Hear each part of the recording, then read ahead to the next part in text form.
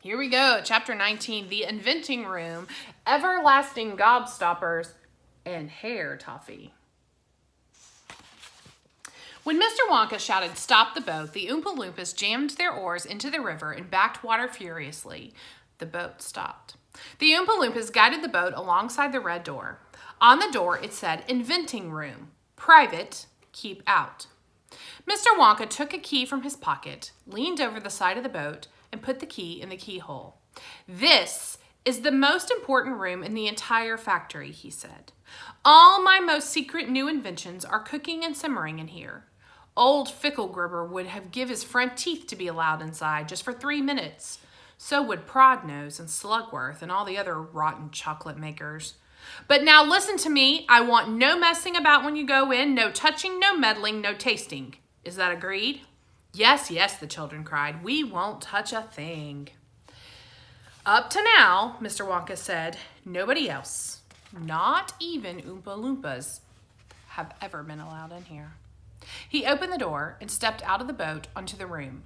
The 4 children and their parents all scrambled after him. "Don't touch," shouted Mr. Wonka, "and don't knock anything over." Charlie Bucket stared around the gigantic room in which he now found himself. The place was like a witch's kitchen. All about him were black metal pots were boiling and bubbling with huge stoves, and kettles were hissing, and pans were sizzling, and strange iron machines were clanking and sputtering, and there were pipes running all over the ceilings and walls, and the whole place was filled with smoke and steam and delicious rich smells. Mr. Wonka suddenly himself... Strike that, reverse it. Mr. Wonka himself had suddenly become even more excited than usual, and anyone could see that this was the room he loved best of all.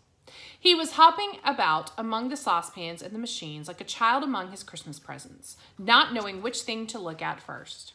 He lifted the lid from a huge pot and took a sniff. Then he rushed over and dipped a finger into a barrel of sticky yellow stuff and had a taste. Then he skipped across to one of the machines and turned half a dozen knobs, this way and that.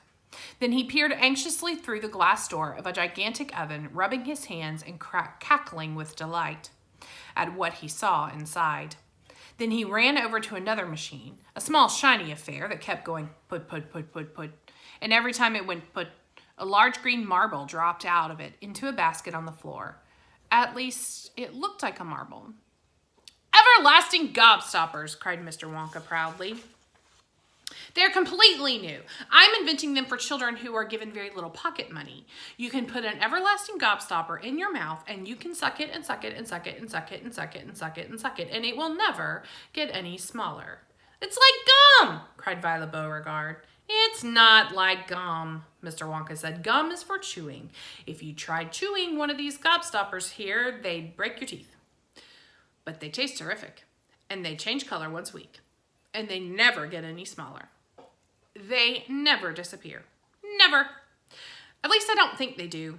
There's one of them being tested at this very moment in the testing room next door. An Oompa Loompa is sucking on it. He's been sucking it for very nearly a year now without stopping.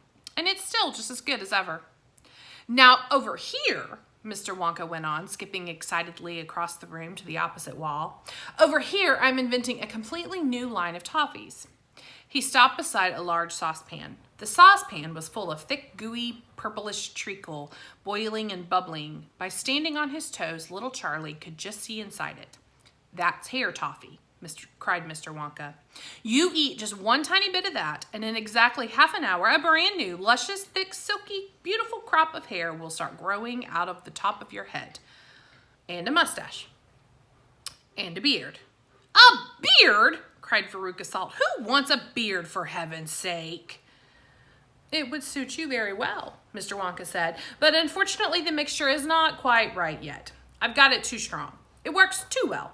I tried it on an Oompa Loompa yesterday in the testing room, and immediately a huge beard started shooting out of his chin, and the beard grew so fast it was soon trailing all over the floor in a thick, hairy carpet. It was growing faster than we could cut it, and in the end we had to use a lawnmower to keep it in check. But I'll get the mixture right soon, and when I do, there will be no excuse for any more little boys and girls going about with bald heads." But Mr. Wonka, said Mike Teavee, little boys and girls never go about with bald heads. Don't argue, my dear child. Please don't argue, cried Mr. Wonka.